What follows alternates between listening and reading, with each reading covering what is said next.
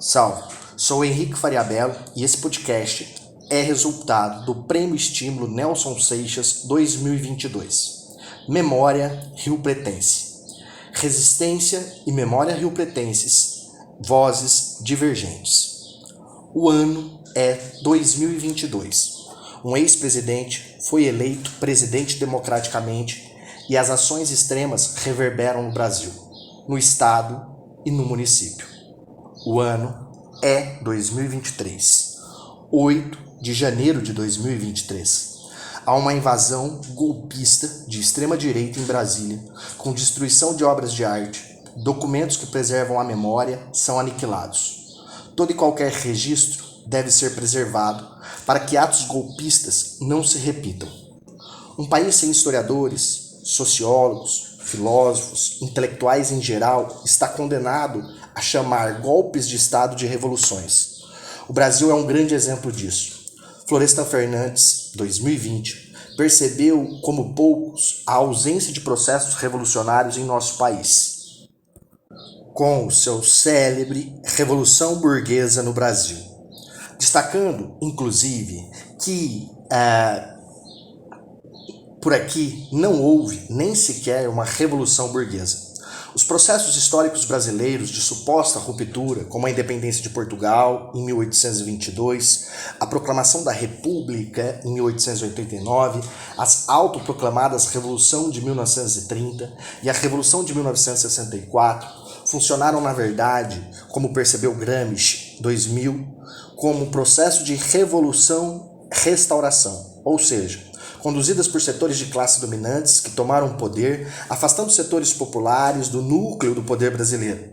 Como perceberam Bobbio, Matteotti, Pasquino, um golpe de Estado é um ato realizado por órgãos do próprio Estado. Menos de 20 anos após a brutalidade da ditadura de Getúlio Vargas, o Brasil voltou a viver um período ditatorial. Agora, liderado por uma trupe militar que governou o país por mais de 2 décadas. Após o fim do Estado Novo, com a deposição de Vargas em 1945, o país vivenciou um certo período de democratização com a eleição de uma série de governos por meio do voto popular, inclusive com a presença do voto feminino, mas não dos analfabetos. Foram se sucedendo no poder presidentes como Dutra, PSD, de 1946 a 51, Vargas, PTB, 1951 a 1954, Juscelino Kubitschek, PSD, de 1956 a 1961, e Jânio Quadros, PMN, de 1961, o qual, quando renunciou, deu início a uma crise política que durou até o golpe civil-militar em 1964. A partir da renúncia de Jânio Quadros, em um contexto do auge da Guerra Fria, após Cuba ter se tornado socialista por meio de um governo e um acordo com a União Soviética, a política interna brasileira, mais do que nunca, foi influenciada pelo cenário internacional, com destaque para a interferência da política norte-americana conduzida pelo presidente John Kennedy e sua Aliança para o Progresso, a qual pretendia evitar a todo custo a emergência de governos populares simpáticos ao socialismo na América. O golpe no Brasil poderia ter acontecido assim que Jânio renunciou, em 25 de agosto de 1961, quando alegou forças terríveis para abandonar o poder. A debilidade política de Jânio levou o Brasil a uma crise política, que foi resolvida com uma sorrateira mudança governamental, feita ao calar da noite, sem consulta popular, implantando um tosco parlamentarismo para evitar que João Goulart, eleito vice-presidente, tomasse o poder.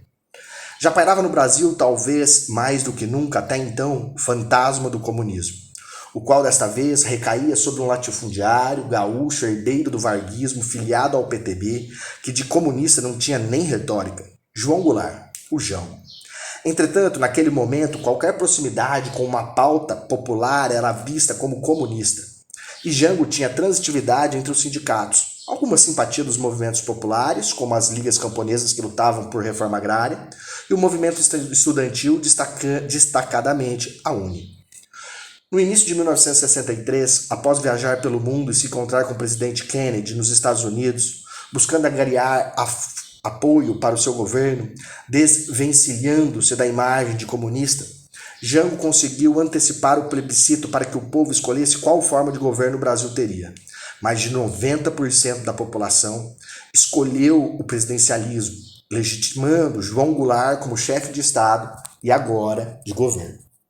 Com poderes plenos como chefe do executivo, Jango pôde efetivar o seu principal plano para o Brasil, as reformas de base, as quais foram confirmadas no famoso discurso de uma sexta-feira, 13 de março de 1964, na Central do Brasil, em frente ao comando do Exército, no Rio de Janeiro.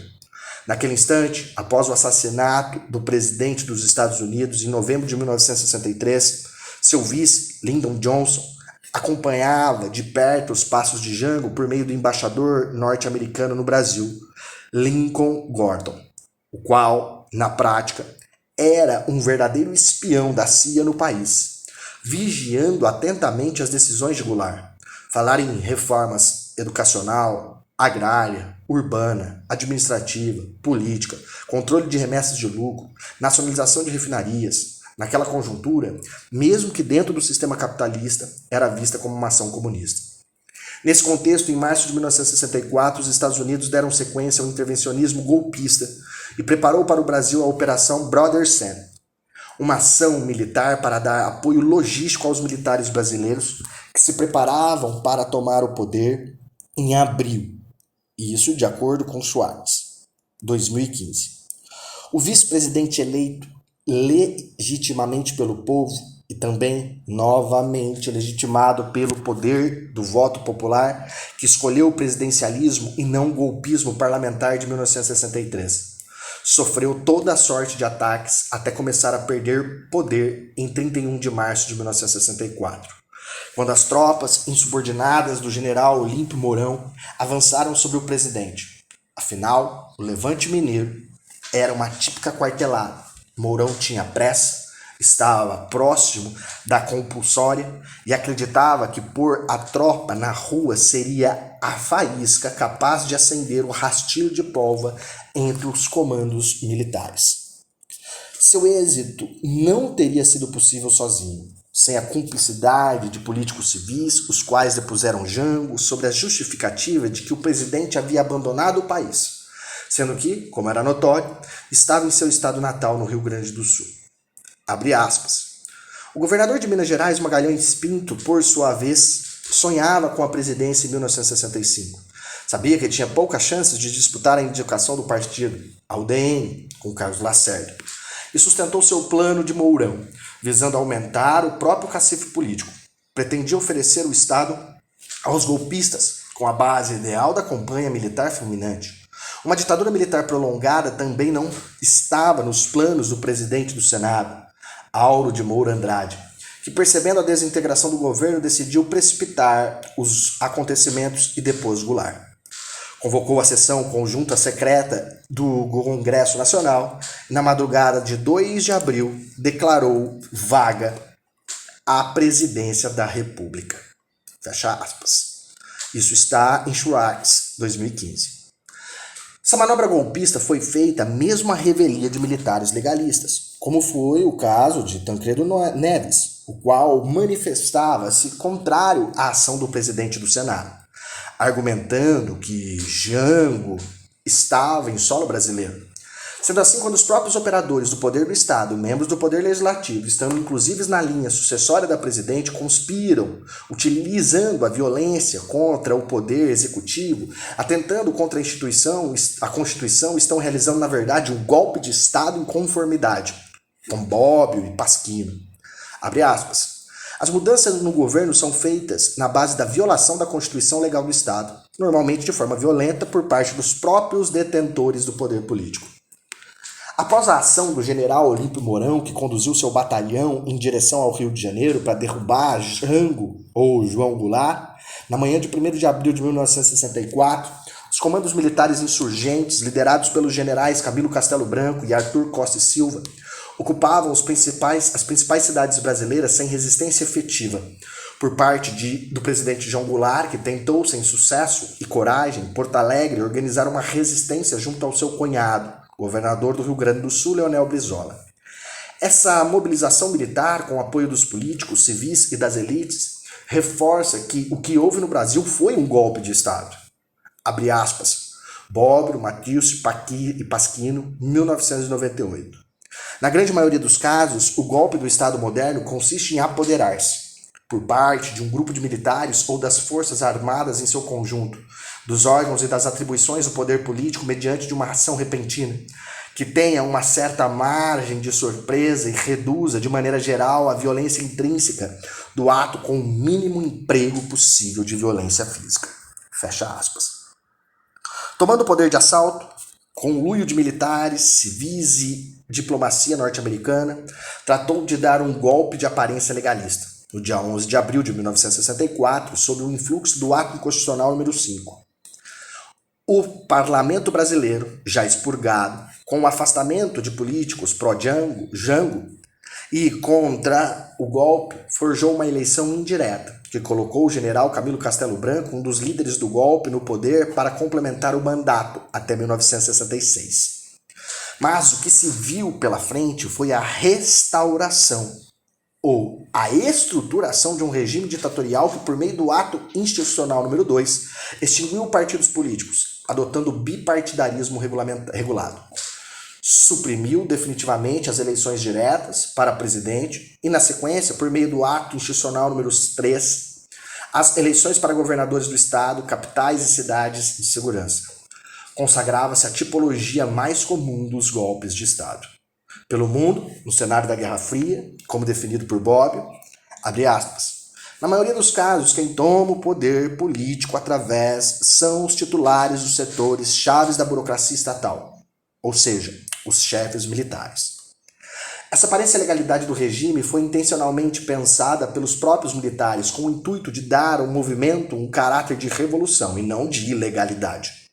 Entretanto, se a história é uma ciência a qual está relacionada diretamente à reflexão filosófica, golpes e revolução precisam e devem ser devidamente diferenciados. O que houve no Brasil é claro e cristalino. Um notável golpe de Estado que rompeu com as bases legais vigentes, criando uma nova que proporcionasse substância legal ao velho regime. Abre aspas, Bobbio, Matheus e Pasquino, 1998. Por outras palavras, o golpe de Estado implica na instauração de um novo poder de fato que implorará, por sua vez, a legalidade. Este poder, de fato, poderá também, se assim quiser, consolidar todas as leis e providências resultantes do ordenamento anterior.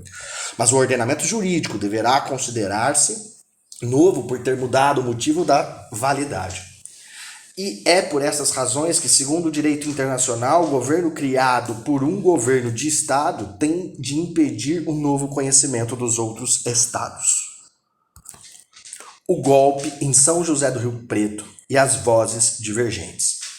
A cidade de São José do Rio Preto, no noroeste do estado de São Paulo, contava com cerca de 200 mil habitantes no início da década de 1960.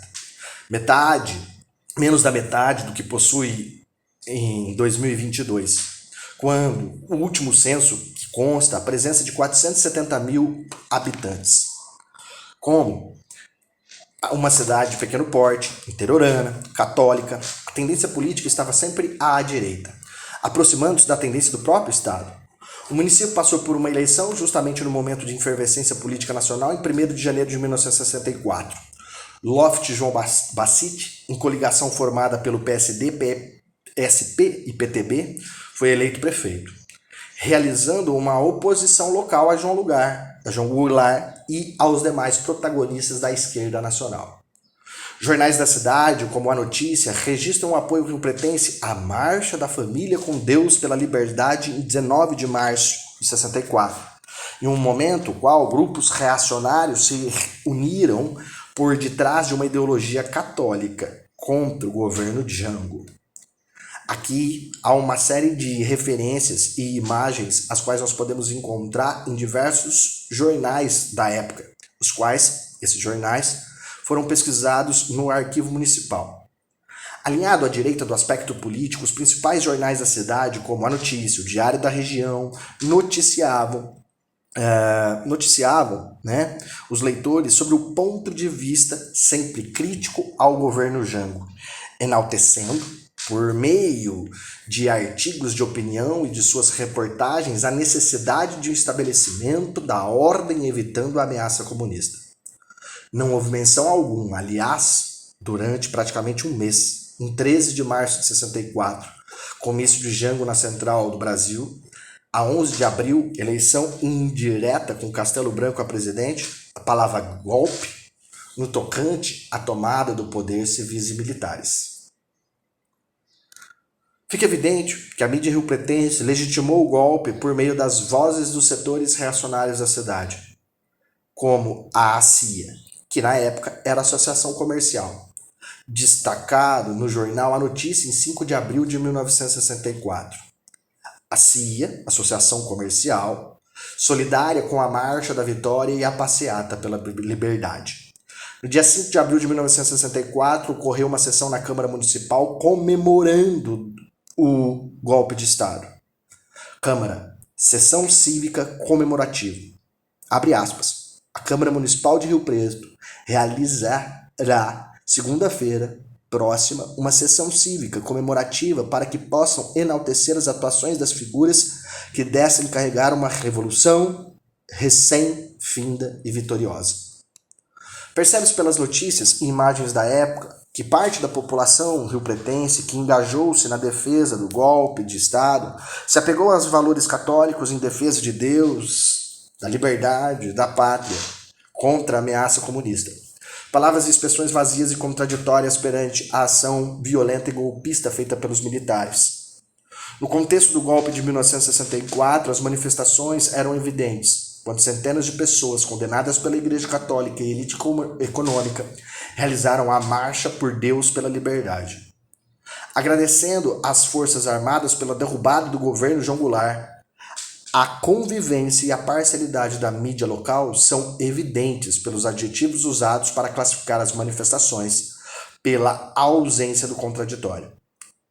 Títulos dos jornais da época: As manifestações de Rio Preto, por Deus e pela liberdade. Honra, glória, união, salvou a democracia. Viva as gloriosas Forças Armadas. Oradores no palanque oficial. O Brasil reencontra o destino de uma nação livre e democrática. Essas manchetes refletem o pensamento da cidade de São José do Rio Preto.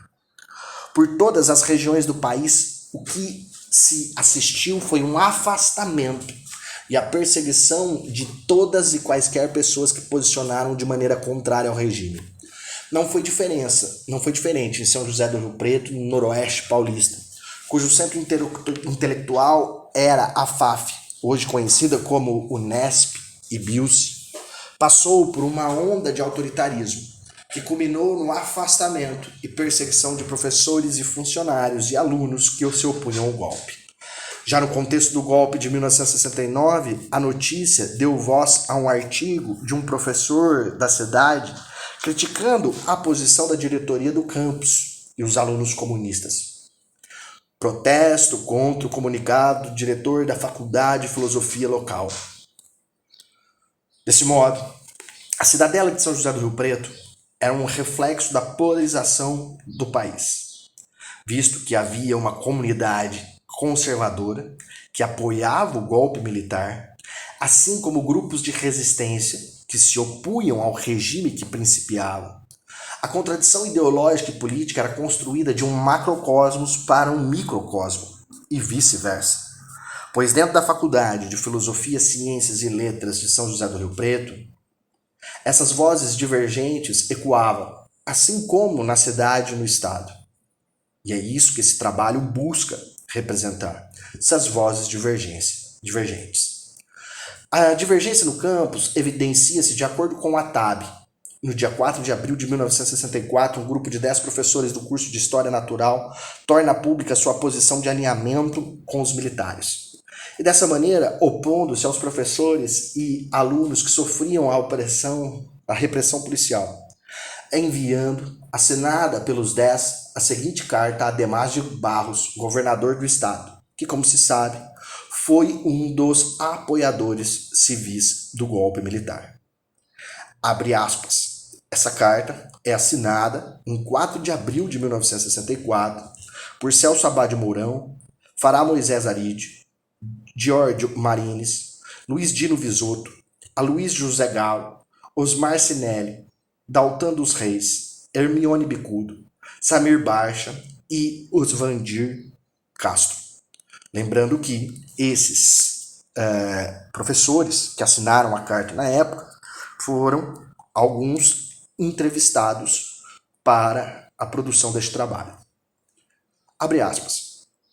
Considerando o grave momento que está vivendo a democracia brasileira, que maus brasileiros tentaram corromper e violentar para possuir a pátria, considerando a luta mais profunda que os patriotas sinceros estão travando na preservação dos ideais cristãos e democráticos do povo brasileiro, considerando nossas convicções, sempre afirmadas e reafirmadas a cada instante pelas nossas vidas, pela dedicação ao trabalho, pela honestidade e integridade no cumprimento do dever, pelo idealismo moral dos nossos costumes.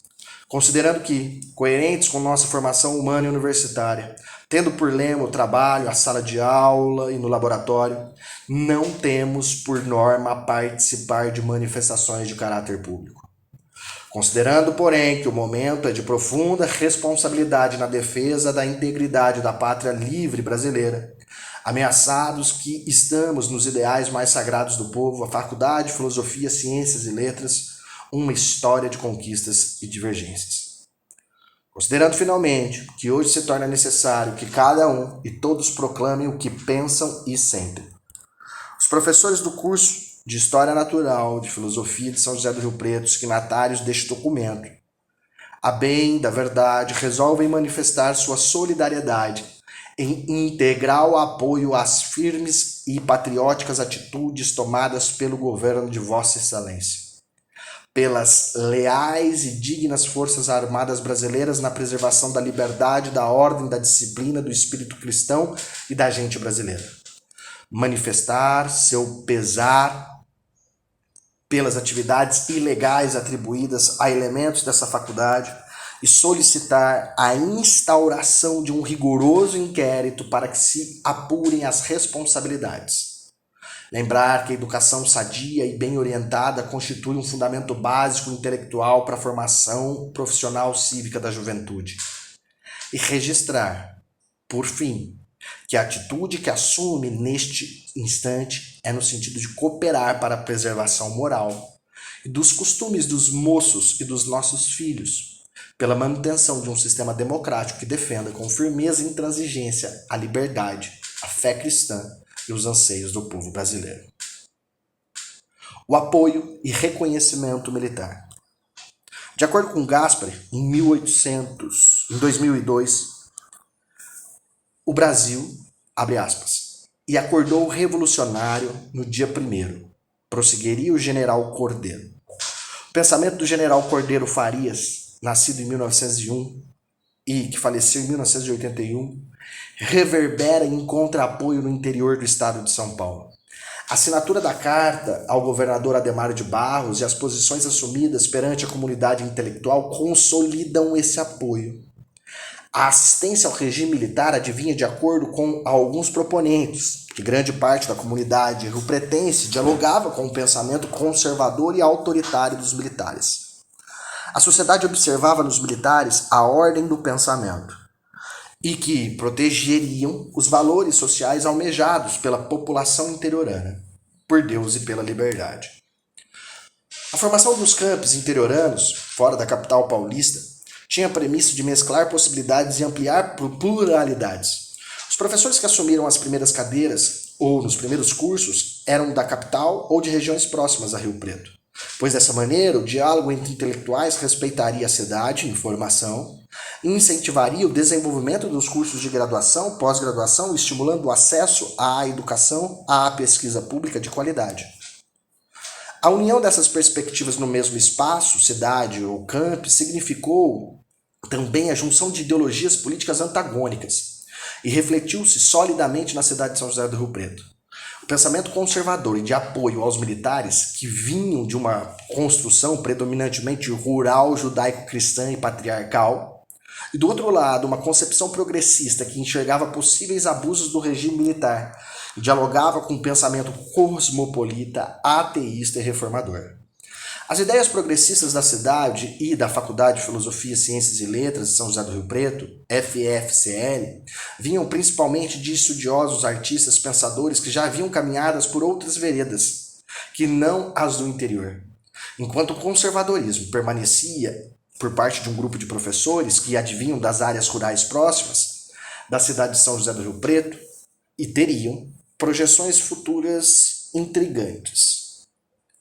O apoio aos militares surgiu de uma aproximação ideológica e conservadora por parte da população riopretense, respaldada em uma comunidade intelectual, aqueles que assinaram a carta ao governador Adhemar de Barros, e que representavam no microcosmos da visão nacional o medo de ideias e progressistas que fizeram com que denúncias fossem consolidadas. As perseguições existentes na cidade e no campus foram justificadas como apoio ao regime. Abre aspas. Com diligências encetadas para a apuração de uma possível prática subversiva por professores da Universidade de Filosofia dessa cidade de São José do Rio Preto, nesta altura, já permitir admitir um processo desenvolvido nessa entidade estudantil por professores como Franz Hermer, que já em fase de ação quer que os órgãos estudantis locais. Quanto ao propósito subversivo, basta dizer que esse movimento outro não possuía. Uma estrutura socioeconômica cometeu mesmo pela violência. Os atos autoritários existiram, mas foram justificados pelo pensamento e apoio da sociedade riopretense. Assim, como um grupo de intelectuais ou de intelectualidade municipal, e muitas ações e atos consolidaram-se na intenção de exterminar e difundir as práticas do pensamento comunista no interior. Uma dessas perseguições e atos autoritários evidencia-se na figura do professor Wilson Gomes Cantoni. Nesse momento, cabe nós pensarmos nas perseguições aos intelectuais. Dentre os perseguidos estava o professor Wilson Gomes Cantoni, pertencente ao quadro docente do curso de Pedagogia, formado pela Universidade de São Paulo, USP, tendo passado pelo Instituto de Pirassununga, veio para Rio Preto assumir uma cadeira de Sociologia no ano de 1956. Nesse momento, cabe refletirmos sobre o processo de expansão do ensino superior no Brasil e a Faculdade de Filosofia, Ciências e Letras de São José do Rio Preto. É pertinente reconhecer que o ensino superior nos anos de 1950 e 60 no Brasil possuía as seguintes funções. A.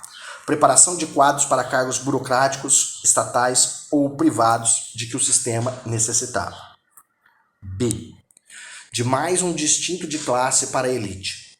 C. De via de ascensão social para as camadas da classe média.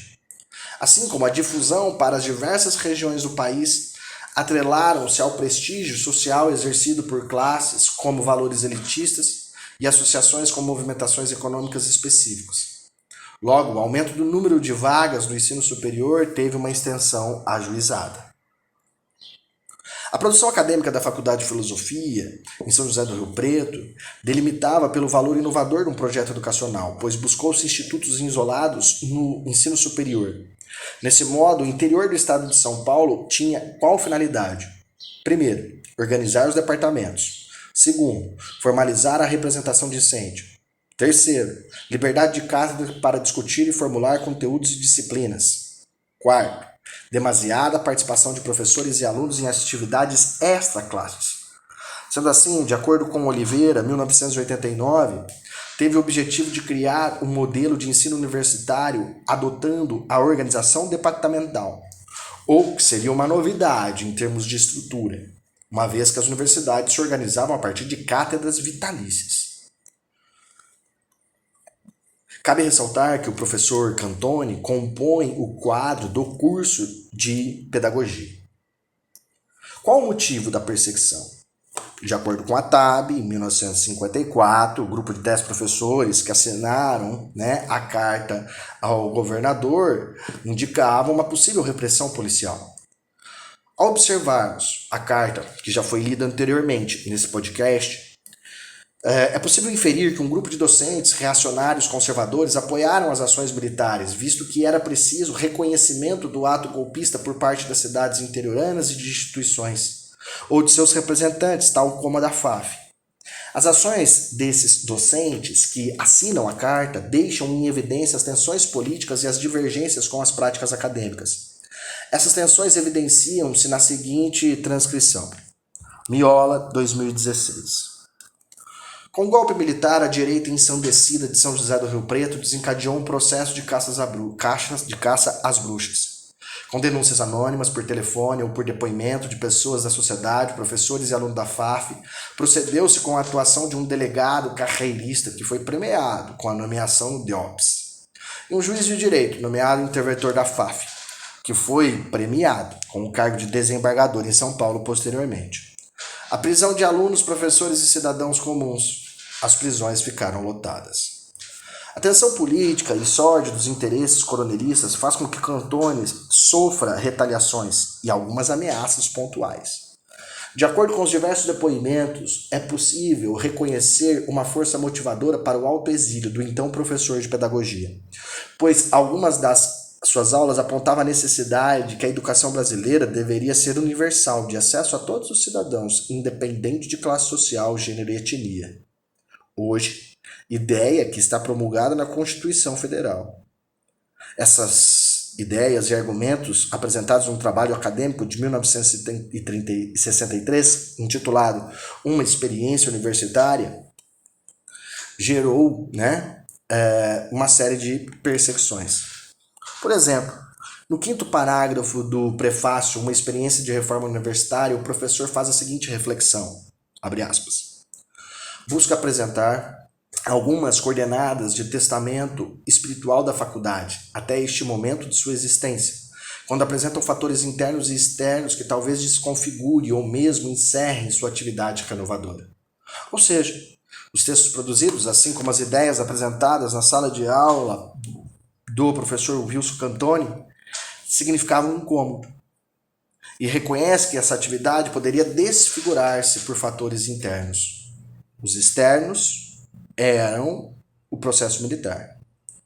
Ao retornarmos o índice da obra e atentarmos para querem a liberdade da escola porque não querem na escola, ou a representação dos alunos e a reforma universitária, ou critérios para a redefinição da função social do professor. Ficam evidentes as tensões apresentadas e transcritas anteriormente, pois o pensar, o escrever, o falar, reproduzir, indicava que essas reformas tinham atitudes ou pensamentos comunistas. No ano de 1964, o professor Cantone estava na capital paulista participando de uma palestra a convite do intelectual Fernando Henrique Cardoso, que infelizmente não conseguimos entrevistar, mas que foi tentado. Visto que os dois contemporâneos da Faculdade de Filosofia e Ciências e na Universidade de São Paulo. Ao término do evento, Cantone recebeu uma ligação do advogado, poeta rio-pretense Gabriel Cesário Cury, dizendo que se Cantone retornasse à cidadela de São José do Rio Preto, seria preso. Desse modo, o professor decidiu ir para o autoexílio, pois o risco da prisão era sólido naquele momento de caça às bruxas. Ir para a prisão era uma loteria, visto que o espaço do cárcere poderia ser um mero depoimento de morte. A amizade com o doutor Almino Afonso. Almino Afonso foi vice-governador de 1º de fevereiro de 1995 de 1987 até junho de 1990. Que estava ali no processo do Orestes Quercia. E o Almino nos concedeu uma entrevista online maravilhosa e que agregou muito a este trabalho. Dentre os grandes amigos de vida e de luta de Wilson Cantone estava o Dr. Almino Afonso, o qual, no alto da sobriedade, seus 93 anos, concedeu-me uma entrevista sobre a relação que nutriam por várias décadas. Almino e Cantone se conheceram em São José do Rio Preto em um contexto pré-golpe. Almino era ministro do Trabalho e da Previdência do governo João Goulart e foi convidado pelos dissidentes da FAF para ser paraninfo daquela turma. Naquela ocasião, relata Almino, abre aspas, o governador Adhemar de Barros havia proibido a minha presença no evento. Foi algo espantoso, mas os alunos levantaram a frente e a cerimônia aconteceu. Foi da tribuna que eu avistei o Wilson Cantoni e sua esposa, Marli. Foi a partir deste momento que conheci este casal admirável e fizemos uma amizade fraternal. Dali para frente veio o golpe e as coisas mudaram totalmente.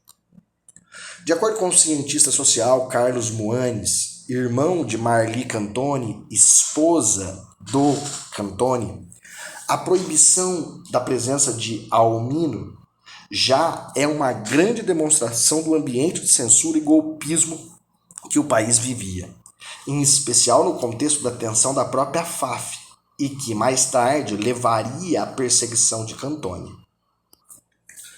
De fato, como vimos no texto, não esqueçam do meu nome, Cantoni passou o projeto associado anterior, Cantoni passou por um processo de perseguição a partir do golpe de março de 31, o qual resultou no exílio. Na verdade, destinos de Cantoni e Almino foram selados pela saída da força no Brasil. Almino vai para a Iugoslávia e Cantoni e Marli para o Chile. Como recorda o próprio Almino, abre aspas, fui recebido com grandeza naquele país, Iugoslávia, apesar de ter ido em navio cargueiro, e foi ali que passei os meus momentos de muito respeito. Foram 12 anos no exílio. Esse foi o meu primeiro momento no exílio. Logo depois fui à França e depois de lá fui para o Uruguai, onde buscava um abrigo seguro para minha família, pois possuíamos filhos pequenos, um recém-nascido. De lá migramos para o Chile, onde recebemos a ajuda dos amigos. Os ensinamentos do exílio. Foi no Chile, mais especificamente em Santiago, que um reencontro aconteceu. Em um jantar na presença de Celso Furtado, o casal Fernando Henrique, Ruth Cardoso, Francisco Waterford, e que Almino reencontrou o Wilson Cantoni e Marli. A partir daquela ocasião, a amizade deles foi crescendo e daquele tempo, juntos, ainda guarda lembranças maravilhosas do profundo humanismo. O exílio deixa mágoas irreparáveis, pois o sujeito, na maioria das vezes, sem família, solitário no mundo, a difícil vida longe de casa, com um desterrado, ainda guarda muitas lições que são levadas para toda a vida, como relata Almino. Abre aspas. Em um momento difícil, sem família, desempregado, sem recursos, sou acolhido com carinho, demonstração de apreço. Naquele contexto, Francisco Waterford me chama para residir em sua casa. Naquele dia, inclusive, Cantoni, que morava próximo ao Waterford, me fez um convite. Almino, estamos relendo Castro Alves. Gostaríamos da sua presença nos estudos dos poetas dos escravos. A partir daí, nossa amizade foi muito intensa.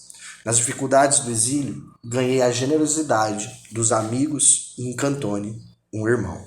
Fecha aspas. Figuras notórias que compartilharam os momentos juntos de Almino e Cantoni foram o ex-presidente Fernando Henrique Cardoso e suas esposas.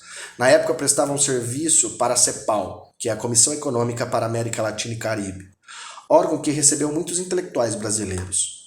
A situação em comum em todos que encontravam fez com que a solidariedade entre eles fosse latente. Eram encontros normalmente às quintas. Semanais, né? Encontros semanais, normalmente às quintas. Como relembrava Almino, e todos usavam o codinome em virtude das perseguições.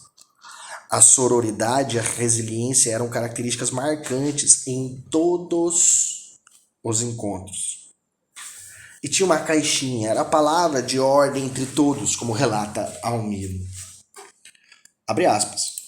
Qualquer pessoa que chegasse exilada no Chile era auxiliada por uma caixinha que todos nós fazíamos como parte do que recebíamos, para que pudéssemos ter um mínimo de dignidade para se alimentar, para ter onde morar. Todos os companheiros poderiam ser assistidos pela solidariedade que construímos. Isso também foi um apoio pelo governo democrata cristão do Chile, do Eduardo Freire. na União dos Exilados e Asilados, foi formado um jornal, como relata o próprio Almino. Criamos a Frente Brasileira de Informação, um jornal escrito em espanhol, feito por lideranças políticas, intelectuais e estudantis do Chile, para informar a desgraça que ocorria no Brasil. Em matéria de tortura dos militares, era uma forma de denúncia. E o curioso da sigla, feita pelo propósito de enfrentar o imperialismo.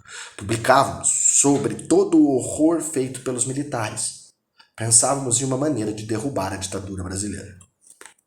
De acordo com Almino, os documentos produzidos por ele, Cantoni, Miguel Arraes, Fernando Henrique Cardoso, dentre outros, foi enviado até a ONU com a finalidade de denunciar os crimes cometidos pelos militares brasileiros, assim como os problemas sociais do país, auxiliando no processo da distensão. Cantoni participou ativamente de todo esse processo. Afinal, as reuniões aconteciam na maioria das vezes em sua casa, recorda Almino. Quando Almino ocupou o cargo na OIT, Organização Internacional do Trabalho, junto com o governo chileno Eduardo Frei Montalva, de 64 a 70, auxiliando no processo da reforma agrária do país, eram necessárias pesquisas sobre a realidade dos trabalhadores chilenos com o objetivo de realizar uma reforma ampla no campo.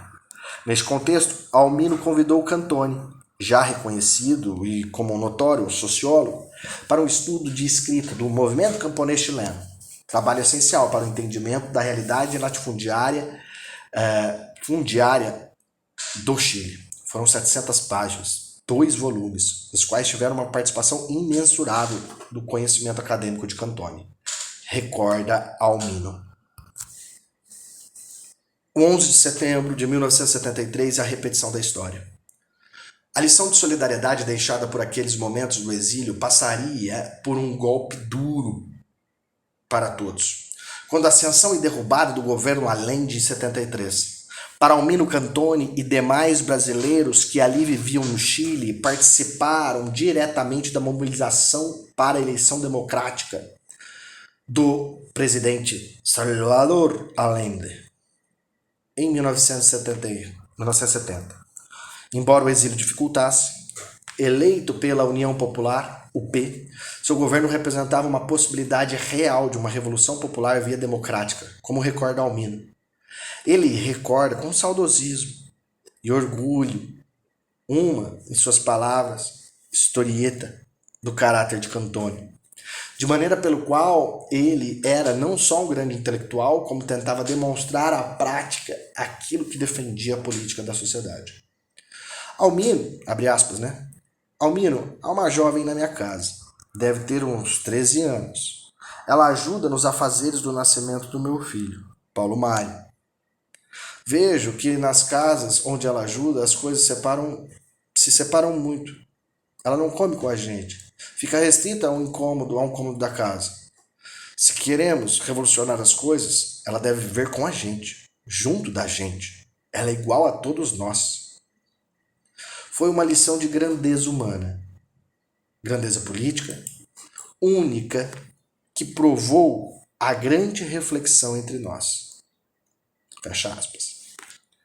Depois do golpe de Estado que levou à morte de Gabriel Allende e o início da ditadura do Pinochet, Cantoni e sua família, assim como Almino e outros brasileiros que procuravam refúgio no Chile, tiveram que sair às pressas do país. Um momento mais difícil que vivemos naquele país, de acordo com Almino.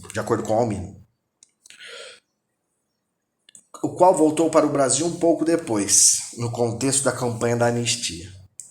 Nos dias de hoje, com a volta da extrema-direita no poder em vários locais do mundo, como no governo do Jair Bolsonaro 2019 até 2022, relembra muitos aspectos daqueles tenebrosos tempos da década de 1960 e 1970. Para Almino, a ascensão dos governos de extrema-direita, como de Bolsonaro, além de todo o uso de uma técnica das fake news, também mostra um vazio que há em nossa sociedade. Um vazio político, social de nossos tempos, e que corresponde, em última instância, um retrocesso histórico do processo democrático que nós tanto lutamos para consolidar.